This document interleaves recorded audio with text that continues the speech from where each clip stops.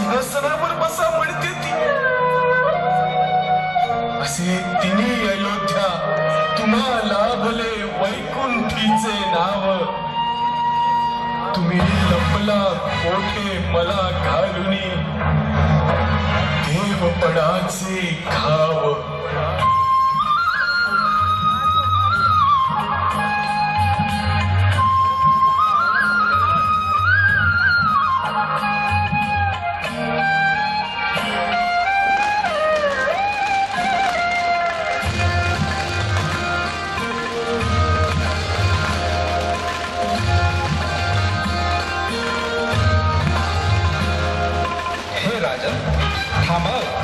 तुम्हाला सिंहासनाच्या पायऱ्या चढण्यापूर्वी शपथ घ्यावी लागेल.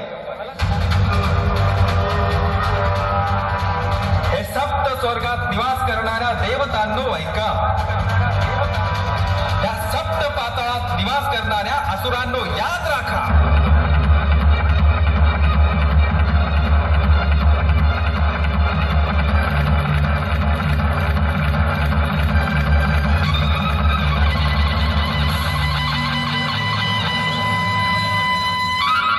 शिवाजी पृथ्वीवरचा चक्रवर्ती सम्राट होत आहे. पृथ्वीवर संचार करणाऱ्या सर्व अमंगल नरपशूंचा नायनाट करण्यासाठी मी परमात्म्याशी वचनबद्ध होत आहे. मी भूपती, ही भूमी माझी पत्नी आणि रयत माझी लेकरे. म्हणून मी रयतेचा पित्याच्या मायेने प्रतिपाल करीन. मी मातृवृत्ती सत्तेला आरूढ होऊ देणार नाही. किंबहुना आईच्या मायेने मी मातृवृत्ती सत्तेचा निर्वाह करीन. माझे शासन हे निपक्षपाती आणि विनयशील असेल. स्वर्गीचा आनंद पृथ्वीवर नांदावा म्हणून हे राज्य व्हावे ही तो श्रींची इच्छा.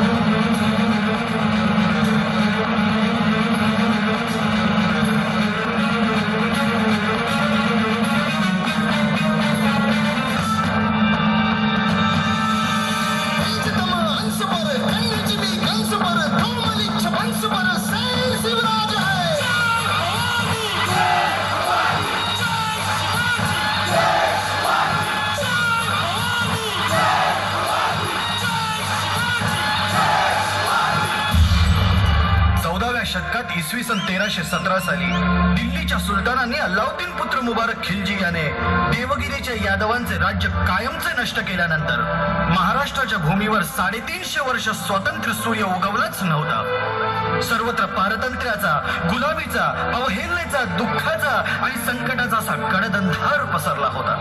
त्या अंधाराला छेद देणारी पहिली मशाल सह्याद्रीच्या कुशीत शहाजीराजे भोसले यांनी पेटवली.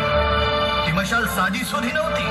तिने सह्याद्रीच्या दऱ्याखोऱ्यातच नव्हे तर समस्त महाराष्ट्र भूमी प्रकाशाने उजळून टाकली. या मशालीचे दैदिप्यमान आविष्कार म्हणजे शिवरायांनी दिनांक 6 जून 1674 इसवी सन रोजी रायगडावर घडवून आणलेला आपला भूतपूर्व असा राज्याभिषेक. अशा वैभवशाली रायगडावर पहिला राजा शिवरायांनी स्वतःच दिनांक 6 जून 1674 रोजी राज्याभिषेक करून घेतला. हिंदुस्थानाच्या इतिहासात हजारो वर्षात स्वतःचं सार्वभौम सिंहासन निर्माण केलं. त्याच दिवसापासून राज्याभिषेक शकाची निर्मिती करून छत्रपती शिवराय शककर्तेही झाले. शाली वाहनानंतर स्वतःचा शक निर्माण करणारा भारताच्या हजारो वर्षाच्या इतिहासातील पहिला राजा. पेटतील मशाली विजतील मशाली सूर्य कधीही विझणार